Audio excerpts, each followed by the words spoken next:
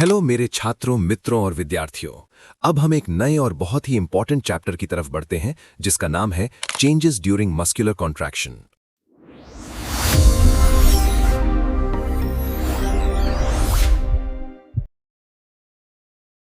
Introduction. जब muscle को stimulate किया जाता है तो वो कॉन्ट्रैक्ट होती है। मसल का कॉन्ट्रैक्ट होना एक फिजिकल या मैकेनिकल इवेंट है। इसके साथ ही मसल में कई और बदलाव यानी चेंजेस भी होते हैं। मस्कुलर कॉन्ट्रैक्शन के दौरान होने वाले changes 1. Electrical changes, 2. Physical changes, 3. Histological या molecular changes, 4. Chemical changes, 5. Thermal changes. Electrical changes during muscular contraction. Muscle में इलेक्ट्रिकल इवेंट्स रेस्टिंग कंडीशन और एक्टिव कंडीशन दोनों में होते हैं। रेस्टिंग कंडीशन के दौरान मसल में जो इलेक्ट्रिकल पोटेंशियल होता है उसे रेस्टिंग मेम्ब्रेन पोटेंशियल कहते हैं। एक्टिव कंडीशंस में होने वाले इलेक्ट्रिकल चेंजेस यानी जब मसल स्टिम्युलेट होती है उन्हें एक साथ एक्शन पोटेंशियल कहा जाता है। मसल या किसी भी लिविंग टिश्यू में इन इलेक्ट्रिकल पोटेंशियल्स को कैथोड रे ऑसिलोस्कोप या कंप्यूटराइज्ड पॉलीग्राफ का यूज करके मेजर किया जाता है। रेस्टिंग मेम्ब्रेन पोटेंशियल को रेस्टिंग कंडीशन के दौरान सेल मेम्ब्रेन के आर पार यानी सेल के अंदर और बाहर के बीच इलेक्ट्रिकल पोटेंशियल डिफरेंस वोल्टेज के रूप में डिफाइन किया जाता है। इसे membrane potential, trans membrane potential या ट्रांस मेम्ब्रेन पोटेंशियल ग्रेडियंट भी कहा जाता है। जब दो इलेक्ट्रोड्स को कैथोड रे ऑसिलोस्कोप से कनेक्ट करके मसल फाइबर की सरफेस पर रखा जाता है तो कोई पोटेंशियल डिफरेंस नहीं मिलता, यानी वो जीरो होता है। लेकिन अगर एक इलेक्ट्रोड को मसल फाइबर के अंदर इंटीरियर डाला जाए तो सार्कोलेमा या सेल मेम्ब्रेन के अक्रॉस पोटेंशियल डिफरेंस दिखाई देता है। मसल फाइबर के अंदर नेगेटिविटी होती है और बाहर पॉजिटिविटी होती है। ये पोटेंशियल डिफरेंस कांस्टेंट रहता है और इसे ही रेस्टिंग मेम्ब्रेन पोटेंशियल कहते हैं। रेस्टिंग मेम्ब्रेन पोटेंशियल के दौरान मसल की इस कंडीशन को पोलराइज्ड स्टेट कहा जाता है। ह्यूमन स्केलेटल मसल में रेस्टिंग मेम्ब्रेन पोटेंशियल -90 मिलीवोल्ट होता है। Ionic basis of resting membrane potential. Muscle fibre या न्यूरॉन में आरएमपी का बनना यानी डेवलपमेंट और उसका बने रहना यानी मेंटेनेंस आयंस की मूवमेंट पर डिपेंड करता है। ये मूवमेंट सेल मेम्ब्रेन के आर पार एक आयोनिक इम्बैलेंस पैदा करती है जिससे सेल के बाहर ज्यादा पॉजिटिविटी और अंदर ज्यादा नेगेटिविटी हो जाती है। ये आयोनिक इम्बैलेंस दो फैक्टर्स की वजह से पैदा होता है। 1. Sodium potassium pump. 2. Selective permeability of cell membrane। 1. Sodium potassium pump. Sodium यानी Na+ और पोटेशियम यानी K+ आयंस को सेल मेम्ब्रेन के ऑपोजिट डायरेक्शंस में एक्टिवली ट्रांसपोर्ट किया जाता है। इसके लिए एक इलेक्ट्रोजेनिक पंप काम करता है जिसे सोडियम पोटेशियम पंप कहते हैं। ये पंप एटीपी से एनर्जी लेकर 3 सोडियम आयंस को सेल से बाहर निकालता है और 2 पोटेशियम आयंस को सेल के अंदर लाता है। क्योंकि बाहर ज्यादा पॉजिटिव आयंस यानी कैटायंस भेजे जा रहे हैं और अंदर कम आ रहे हैं, इसलिए सेल के अंदर पॉजिटिव आयंस की कमी यानी नेट डेफिसिट हो जाती है। इससे अंदर नेगेटिविटी और बाहर पॉजिटिविटी पैदा होती है। 2. Selective permeability of cell membrane. Cell membrane की परमिएबिलिटी ट्रांसपोर्ट चैनल्स पर डिपेंड करती है जो स्पेसिफिक आयंस के लिए सिलेक्टिव होते हैं। ज्यादातर चैनल्स गेटेड चैनल्स होते हैं जो सिर्फ खुलने पर ही आयंस को जाने देते हैं। मैं चला जाऊंगा। जा। मैं चला जाऊंगा। हाँ जा। मैं सचमुच चला जाऊंगा। चल चल चल। यहाँ 2 तरह के चैनल्स इन्वॉल्व होते हैं। Channels for major anions. Proteins और ऑर्गेनिक फॉस्फेट जैसे नेगेटिवली चार्ज्ड बड़े सब्सटेंसेस के लिए चैनल्स या तो एब्सेंट होते हैं या बंद रहते हैं। इसलिए ये सब्सटेंसेस सेल के अंदर ही रहते हैं और अंदर नेगेटिविटी बनाए रखने में बड़ा रोल प्ले करते हैं। Leak channels. ये पैसिव चैनल्स होते हैं जो Na+ और K+ की मूवमेंट अलाउ करके आरएमपी मेंटेन करते हैं। Distribution of ions and leak channels. 3 important ions यानी सोडियम यानी Na+, क्लोराइड यानी Cl- और पोटेशियम यानी K+ मेम्ब्रेन के दोनों तरफ अनइक्वली डिस्ट्रीब्यूटेड होते हैं। Na+ और Cl- बाहर ज्यादा होते हैं और K+ अंदर ज्यादा होता है। रेस्टिंग कंडीशन में Cl- चैनल्स अक्सर बंद रहते हैं, इसलिए Cl- बाहर ही रहता है। इस वजह से सिर्फ पॉजिटिव आयंस यानी Na+ और K+ ही मूव कर पाते हैं। Na+ को एक्टिवली बाहर और K+ को एक्टिवली अंदर पंप किया जाता है, लेकिन कॉन्सेंट्रेशन ग्रेडियंट की वजह से Na+ वापस अंदर डिफ्यूज यानी लीक होता है और K+ वापस बाहर डिफ्यूज होता है। खास बात, रेस्टिंग कंडीशन में लगभग सारे K+ लीक चैनल्स खुले रहते हैं, लेकिन ज्यादातर Na+ लीक चैनल्स बंद होते हैं। इस वजह से K+ का सेल से बाहर जाना यानी एफ्लक्स बहुत ज्यादा होता है, जबकि Na+ का अंदर आना यानी इनफ्लक्स बहुत कम होता है। ये इम्बैलेंस ही RMP को एस्टैब्लिश और मेंटेन करने में हेल्प करता है। एक बार RMP बन जाए यानी अंदर नेगेटिविटी और बाहर पॉजिटिविटी, तो K+ का बाहर जाना रुक जाता है, भले ही कॉन्सेंट्रेशन ग्रेडियंट मौजूद हो। इसके दो रीजंस हैं। 1. बाहर की पॉजिटिविटी पॉजिटिव K+ को रिपेल करती है। 2. अंदर की नेगेटिविटी पॉजिटिव K+ को अट्रैक्ट करके बाहर जाने से रोकती है। Importance of intracellular potassium ions. Cell के अंदर पोटेशियम की कॉन्सेंट्रेशन लगभग 140 मिली इक्विवेलेंट पर लीटर होती है। ये हाई कॉन्सेंट्रेशन अंदर की नेगेटिविटी को चेक करने के लिए जरूरी है। स्केलेटल मसल में नेगेटिविटी -90 मिलीवोल्ट और नर्व फाइबर में -70 मिलीवोल्ट होती है, जो नेगेटिवली चार्ज्ड प्रोटीन्स और फॉस्फेट्स की वजह से है। अगर K+ कम हो जाए या ना हो तो नेगेटिविटी -120 मिलीवोल्ट से भी नीचे गिर जाएगी, जिसे हाइपरपोलराइजेशन कहते हैं। इस स्टेज पर एक्शन पोटेंशियल बनना या तो डिले हो जाएगा या फिर बनेगा ही नहीं। Action potential. एक्शन पोटेंशियल को इलेक्ट्रिकल चेंजेस की एक सीरीज के रूप में डिफाइन किया जाता है, जो मेम्ब्रेन पोटेंशियल में तब होते हैं जब मसल या नर्व को स्टिमुलेट किया जाता है। एक्शन पोटेंशियल दो फेजेस में होता है, डीपोलराइजेशन और रीपोलराइजेशन। डीपोलराइजेशन एक्शन पोटेंशियल का शुरुआती यानी इनिशियल फेज है, जिसमें मसल के अंदर का हिस्सा पॉजिटिव और बाहर का नेगेटिव हो जाता है, यानी पोलराइज स्टेट या रेस्टिंग मेम्ब्रेन पोटेंशियल खत्म हो जाती है, जिसके नतीजे में डीपोलराइजेशन होता है। रीपोलराइजेशन एक्शन पोटेंशियल का वो फेज है जिसमें मसल वापस अपने रेस्टिंग मेम्ब्रेन पोटेंशियल पर लौटती है, यानी डीपोलराइजेशन के थोड़े ही समय बाद मसल के अंदर का हिस्सा नेगेटिव और बाहर का पॉजिटिव हो जाता है। इस तरह मसल की पोलराइज स्टेट फिर से स्थापित हो जाती है। Properties of action potential. Action potential की प्रॉपर्टीज टेबल 31.1 में दी गई हैं। Action potential curve. Action potential curve stimulation के बाद मसल जैसे एक्साइटेबल टिश्यू में होने वाली इलेक्ट्रिकल एक्टिविटी की ग्राफिकल रजिस्ट्रेशन है। इसके तीन मुख्य यानी मेजर पार्ट्स होते हैं: लेटेंट पीरियड, डीपोलराइजेशन और रीपोलराइजेशन। स्केलेटल मसल में रेस्टिंग मेम्ब्रेन पोटेंशियल -90 मिलीवोल्ट होता है और इसे एक सीधी बेसलाइन के रूप में रिकॉर्ड किया जाता है। 1. Latent period. लेटेंट पीरियड वो समय है जब स्टिमुलस देने के तुरंत बाद इलेक्ट्रिकल पोटेंशियल में कोई बदलाव नहीं होता। ये 0.5 से 1 मिलीसेकंड की ड्यूरेशन वाला एक बहुत छोटा पीरियड है। Stimulus artefact. जब स्टिमुलस अप्लाई किया जाता है तो बहुत छोटे समय के लिए बेसलाइन में एक हल्की इररेगुलर डिफ्लेक्शन आती है। इसे स्टिमुलस आर्टिफैक्ट कहते हैं। ये आर्टिफैक्ट मसल में होने वाली डिस्टर्बेंस की वजह से होता है, जो स्टिमुलेटिंग इलेक्ट्रोड से रिकॉर्डिंग इलेक्ट्रोड तक करंट के लीक होने से पैदा होती है। स्टिमुलस आर्टिफैक्ट के बाद लेटेंट पीरियड आता है। डीपोलराइजेशन। डीपोलराइजेशन लेटेंट पीरियड के बाद शुरू होता है। शुरुआत में यह बहुत स्लो होता है और मसल लगभग 15 मिलीवोल्ट तक डीपोलराइज होती है। Firing level and depolarisation. 15 millivolt की शुरुआती स्लो डीपोलराइजेशन -75 मिलीवोल्ट तक होने के बाद डीपोलराइजेशन की रफ्तार अचानक बढ़ जाती है। वो पॉइंट जिस पर डीपोलराइजेशन अचानक बढ़ती है उसे फायरिंग लेवल कहते हैं। ओवरशूट। फायरिंग लेवल से कर्व तेजी से आइसोइलेक्ट्रिक पोटेंशियल 0 पोटेंशियल तक पहुंचता है और फिर 0 पोटेंशियल आइसोइलेक्ट्रिक बेस से ऊपर +55 मिलीवोल्ट तक निकल जाता है। Shoots up. इसे ओवरशूट कहते हैं। रीपोलराइजेशन। जब डीपोलराइजेशन पूरी हो जाती है +55 मिलीवोल्ट तक, तब रीपोलराइजेशन शुरू होती है। शुरुआत में ये तेजी से होती है और फिर ये स्लो हो जाती है। Spike potential. डीपोलराइजेशन का तेजी से ऊपर उठना और रीपोलराइजेशन का तेजी से गिरना, दोनों को मिलाकर स्पाइक पोटेंशियल कहते हैं। ये 0.4 मिलीसेकंड तक रहता है। आफ्टर डीपोलराइजेशन या नेगेटिव आफ्टर पोटेंशियल। रीपोलराइजेशन की तेजी से गिरावट यानी रैपिड फॉल के बाद एक स्लो रीपोलराइजेशन आती है। इसे आफ्टर डीपोलराइजेशन या नेगेटिव आफ्टर पोटेंशियल कहते हैं। इसकी ड्यूरेशन 2 से 4 मिलीसेकंड्स होती है। भाई ये तो शुरू होते ही खत्म हो गया यार। आफ्टर हाइपरपोलराइजेशन या positive after potential.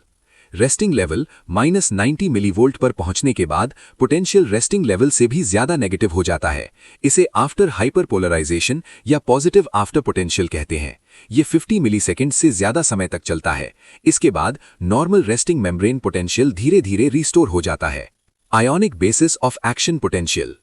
Action potential के डेवलपमेंट में वोल्टेज गेटेड Na+ चैनल्स और voltage gated K+ channels important role निभाते हैं।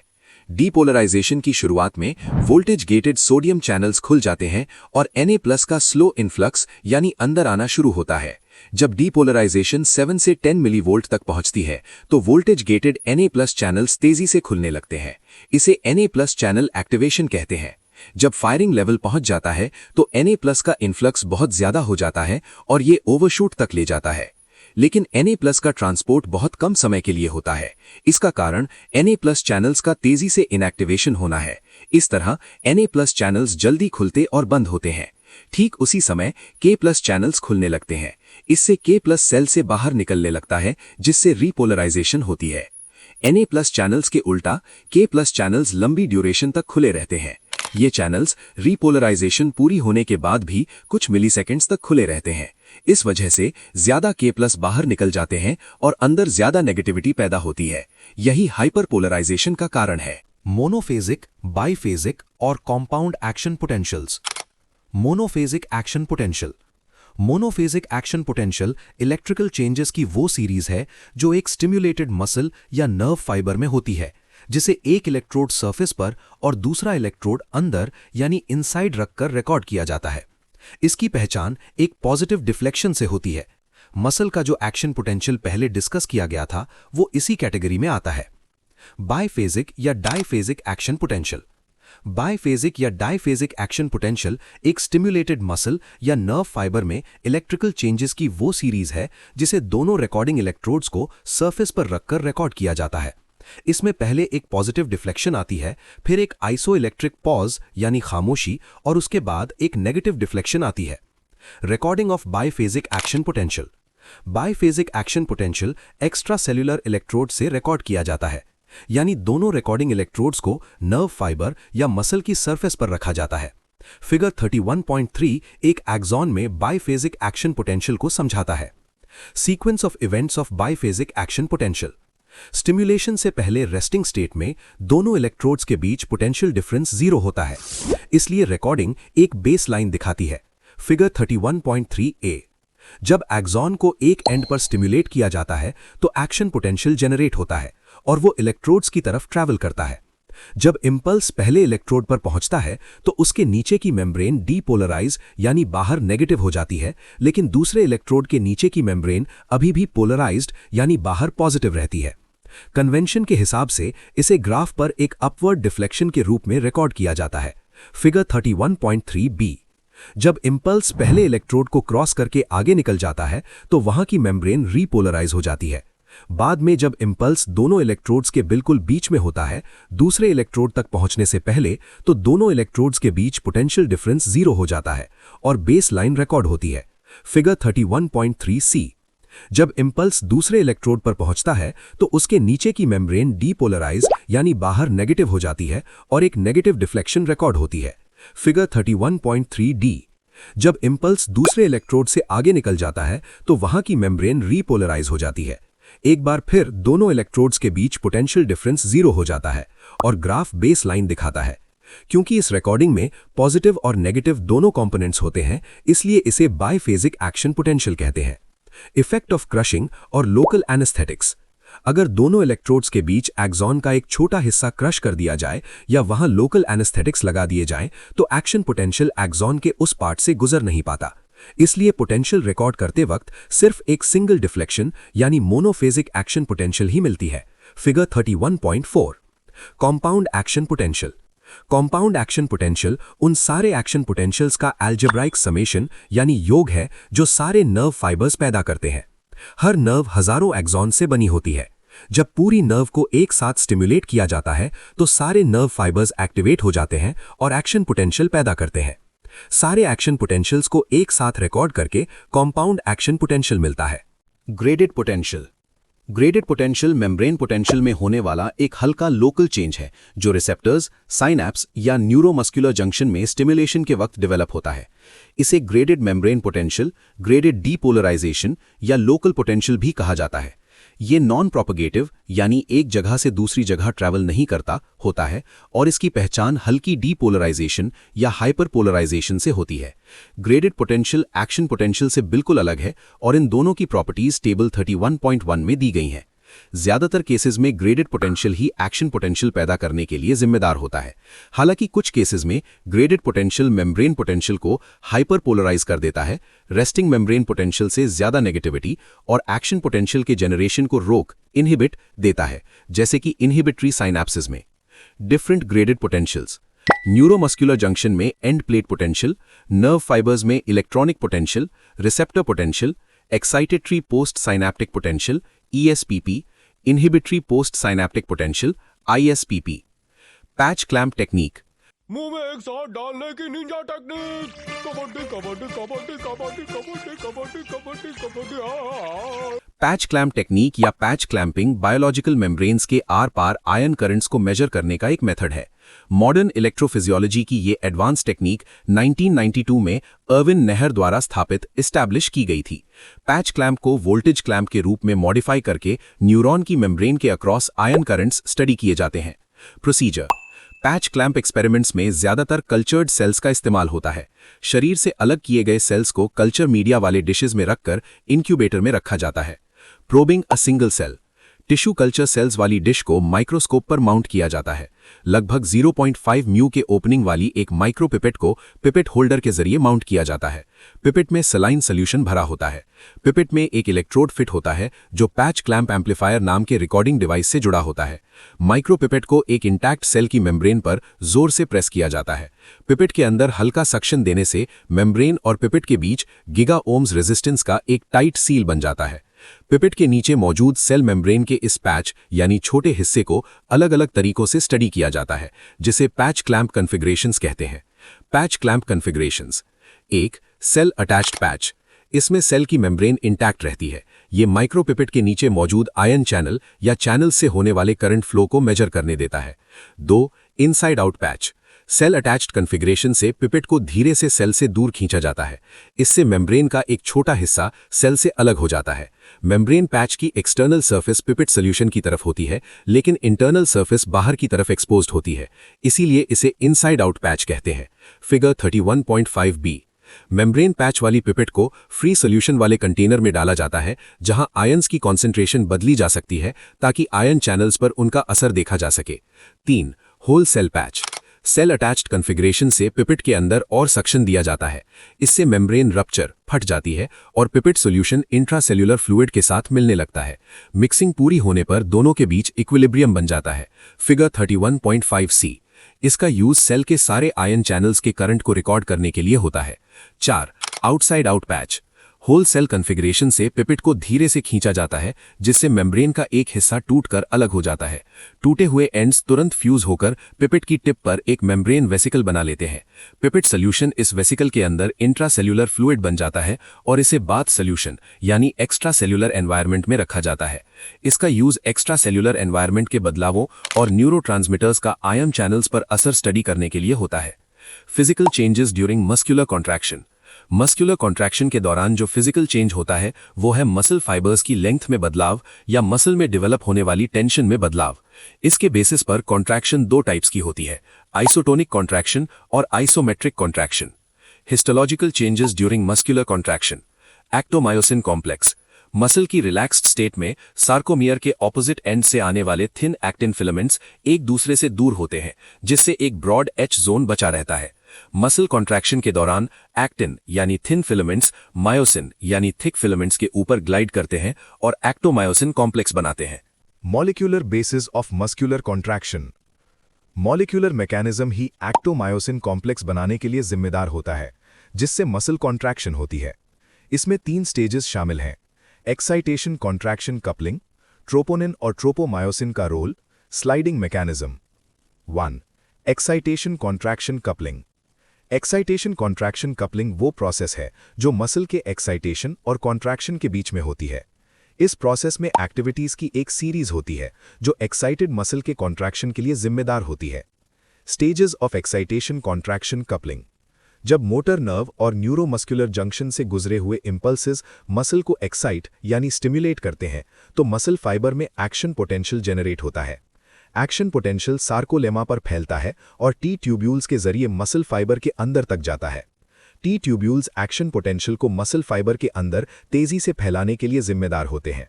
जब एक्शन पोटेंशियल एल ट्यूब्यूल्स की सिस्टर्ने तक पहुंचता है तो ये सिस्टर्ने एक्साइट हो जाती हैं। अब सिस्टर्ने में स्टोर किए हुए कैल्शियम आयंस सार्कोप्लाज्म में रिलीज हो जाते हैं। सार्कोप्लाज्म से कैल्शियम आयंस कॉन्ट्रैक्शन पैदा करने के लिए एक्टिन फिलामेंट्स की तरफ मूव करते हैं। इस तरह कैल्शियम आयन मसल की एक्साइटेशन और कॉन्ट्रैक्शन के बीच एक लिंक या कपलिंग मटेरियल का काम करता है। इसीलिए कैल्शियम आयंस को एक्साइटेशन कॉन्ट्रैक्शन कपलिंग का बेसिस कहा जाता है। 2. Role of troponin and tropomyosin. Normal तौर पर मायोसिन मॉलिक्यूल्स के हेड में एफ एक्टिन के एक्टिव साइट के साथ जुड़ने की बहुत स्ट्रॉन्ग टेंडेंसी होती है।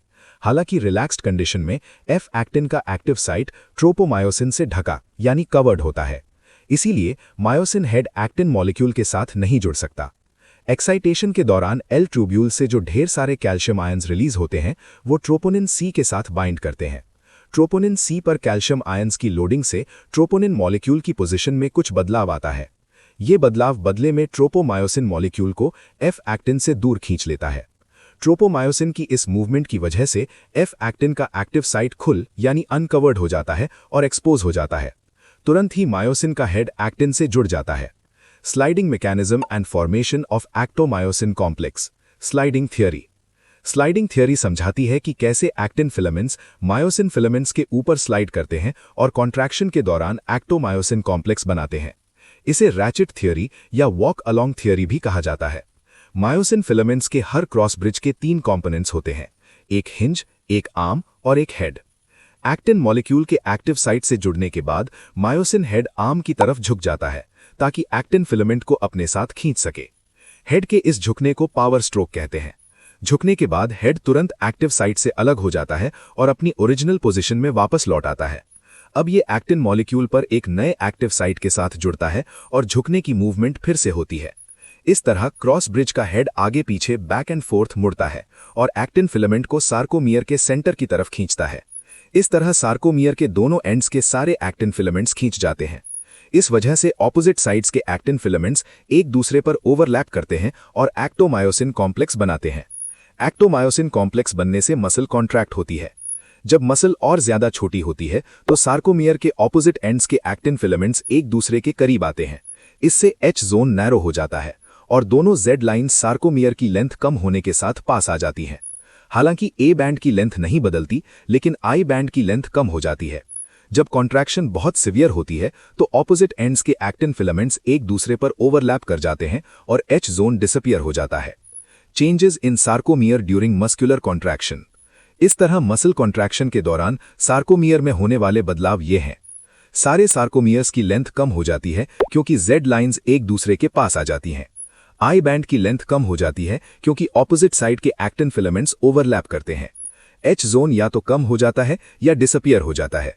ए बैंड की लेंथ हमेशा सेम रहती है। मगर क्यों? Energy for muscular contraction. Myosin head की मूवमेंट यानी पावर स्ट्रोक के लिए एनर्जी एडेनोसिन ट्राइफॉस्फेट के एडेनोसिन डाइफॉस्फेट और इनऑर्गेनिक फॉस्फेट में टूटने से मिलती है। मायोसिन के हेड पर एटीपी के लिए एक साइट होती है।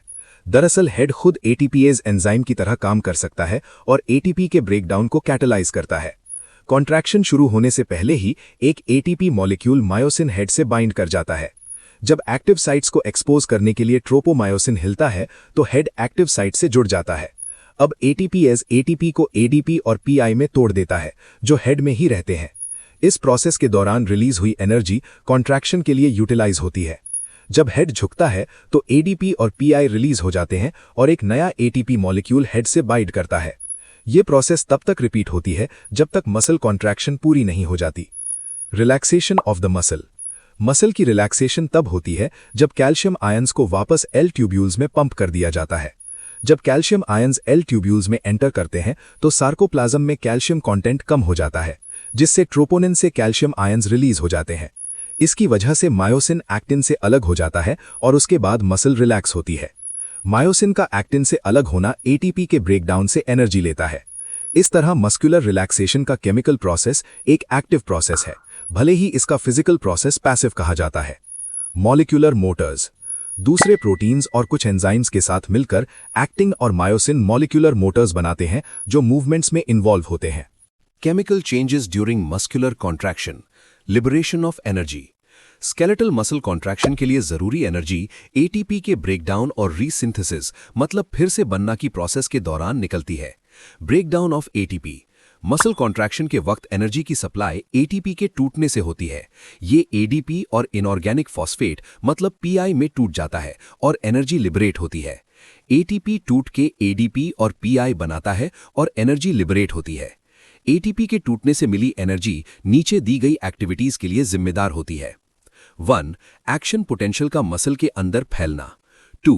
एल टिब्यूल्स की सिस्टर्नी से कैल्शियम आयंस का निकलकर सार्कोप्लाज्म में आना। 3. मायोसिन हेड की movements. 4. Sliding mechanism. ATP breakdown से मिली एनर्जी मसल कॉन्ट्रैक्शन को 1 सेकंड से भी कम समय तक बनाए रखने के लिए काफी होती है।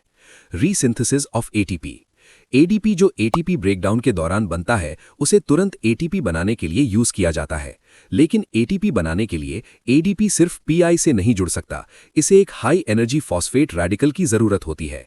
इसके 2 मुख्य सोर्सेज हैं, क्रिएटिन फॉस्फेट और carbohydrate metabolism. 1. Resynthesis of ATP from creatine phosphate. High energy phosphate radical की इमीडिएट सप्लाई क्रिएटिन फॉस्फेट से मिलती है। रेस्टिंग मसल में सीपी काफी मात्रा में होता है। एंजाइम क्रिएटिन फॉस्फोट्रांसफरेज की मौजूदगी में सीपी से हाई एनर्जी फॉस्फेट निकलता है। इस रिएक्शन को लोमैन्स रिएक्शन कहते हैं। ADP plus CP is equal to ATP plus creatine. इस रिएक्शन से पैदा हुई एनर्जी सिर्फ कुछ सेकंड्स तक ही कॉन्ट्रैक्शन मेंटेन कर सकती है। क्रिएटिन को वापस सीपी में बदलने के लिए फिर से हाई एनर्जी फॉस्फेट चाहिए होता है, जो मसल में कार्बोहाइड्रेट मेटाबॉलिज्म से मिलता है। 2. Resynthesis of ATP by carbohydrate metabolism. ये प्रोसेस मसल में मौजूद ग्लाइकोजन के कैटाबॉलिक रिएक्शन से शुरू होती है। रेस्टिंग मसल के सार्कोप्लाज्म में ग्लाइकोजन स्टोर होता है। ग्लाइकोजन का हर मॉलिक्यूल कैटाबॉलिज्म के बाद एटीपी पैदा करता है, जिससे लंबा कॉन्ट्रैक्शन मेंटेन किया जा सकता है। कैटाबॉलिज्म का पहला स्टेज ग्लाइकोलिसिस होता है, जिसे एम्डन-मेयरहॉफ पाथवे भी कहते हैं। ग्लाइकोलिसिस हर glycogen molecule 2 pyruvic acid molecules में टूटता है। इस पाथवे में सिर्फ 2 एटीपी मॉलिक्यूल्स बनते हैं। इसमें 10 स्टेप्स होते हैं और हर स्टेप अलग एंजाइम से चलता है। इसके दौरान 4 हाइड्रोजन एटम्स भी निकलते हैं जो बाद में एटीपी बनाने के काम आते हैं। Aerobic versus anaerobic. अगर ऑक्सीजन नहीं है मतलब एनारोबिक ग्लाइकोलिसिस, तो पायरुविक एसिड लैक्टिक एसिड में बदलकर कोरी साइकिल में चला जाता है। अगर ऑक्सीजन है मतलब एरोबिक ग्लाइकोलिसिस, तो पायरुविक एसिड क्रेब्स साइकिल में एंटर करता है। कोरी साइकिल लैक्टिक एसिड लिवर में जाता है जहां ये ग्लाइकोजन बनता है। जरूरत पड़ने पर यह ग्लूकोज में टूटता है और ब्लड के रास्ते मसल में पहुंचकर फिर से ग्लाइकोजन बन जाता है। क्रेब्स साइकिल इसे टीसीए साइकिल भी कहते हैं। इस साइकिल में बहुत ज्यादा एनर्जी निकलती है। पायरुविक एसिड माइटोकॉन्ड्रिया में जाकर एसिटाइल कोएंजाइम ए में बदलता है। 4 हाइड्रोजन एटम्स निकलते हैं। Acetyl coenzyme A Krebs cycle में जाकर कार्बन डाइऑक्साइड और हाइड्रोजन एटम्स में डिग्रेड होता है। इस साइकिल में 2 एटीपी और 16 हाइड्रोजन एटम्स निकलते हैं। Significance of hydrogen atoms glycolysis और क्रेब्स साइकिल में टोटल 24 हाइड्रोजन एटम्स निकलते हैं। 4H ग्लाइकोजन से पायरुविक एसिड बनते वक्त, 4H एसिटाइल कोएंजाइम ए बनते वक्त, 16H क्रेब्स साइकिल के दौरान।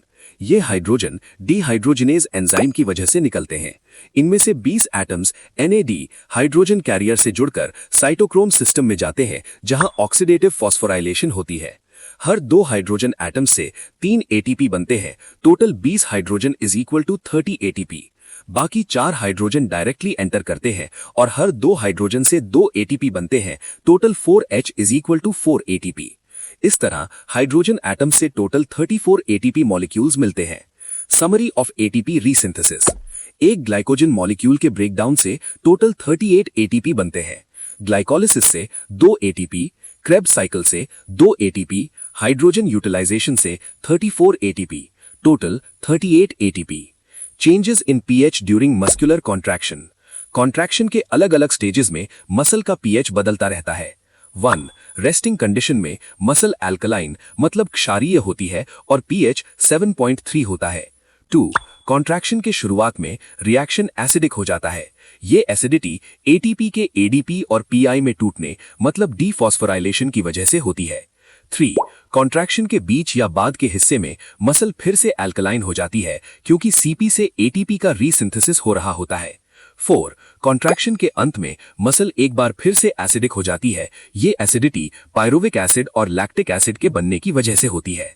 Thermal changes during muscular contraction. Muscular contraction के दौरान हीट यानी गर्मी पैदा होती है। ये सारी हीट एक साथ नहीं निकलती बल्कि अलग अलग स्टेजेस में रिलीज होती है। Resting heat, initial heat, recovery heat. Resting heat, resting condition में मसल में जो हीट पैदा होती है उसे रेस्टिंग हीट कहते हैं। ये मसल में होने वाले बेसल मेटाबॉलिक प्रोसेसेस की वजह से होती है। इनिशियल हीट, मस्कुलर एक्टिविटी के दौरान हीट प्रोडक्शन 3 स्टेजेस में होती है। हीट ऑफ एक्टिवेशन, ये वो हीट है जो मसल फाइबर्स के असलियत में छोटे होने से पहले पैदा होती है। इसका ज्यादातर हिस्सा एल टिब्यूल से कैल्शियम आयॉन्स के रिलीज होने के दौरान पैदा होता है। इसे मेंटेनेंस हीट भी कहा जाता है। हीट ऑफ शॉर्टनिंग, मसल के कॉन्ट्रैक्शन के दौरान जो हीट पैदा होती है उसे हीट ऑफ शॉर्टनिंग कहते हैं। ये हीट मसल फाइबर में होने वाले स्ट्रक्चरल बदलावों की वजह से पैदा होती है, जैसे क्रॉस ब्रिजेस और मायोसिन हेड्स की मूवमेंट्स और ग्लाइकोजन का breakdown. Heat of relaxation, muscle के रिलैक्सेशन के दौरान रिलीज होने वाली हीट को हीट ऑफ रिलैक्सेशन कहा जाता है। असल में ये वही हीट है जो मसल कॉन्ट्रैक्शन के दौरान एटीपी मॉलिक्यूल के टूटने से पैदा हुई थी, लेकिन ये तब रिलीज होती है जब रिलैक्सेशन के वक्त मसल वापस लंबी होती है। रिकवरी हीट, रिकवरी हीट वो हीट है जो मसल एक्टिविटी खत्म होने के बाद पैदा होती है। मस्कुलर एक्टिविटीज के खत्म होने के बाद उन केमिकल सब्सटेंसेस को फिर से बनाने यानी रीसिंथेसिस की प्रोसेस में कुछ हीट पैदा होती है जो कॉन्ट्रैक्शन के दौरान टूट गए थे। Got it. I don't flex, I'm success. I don't flex, I'm success.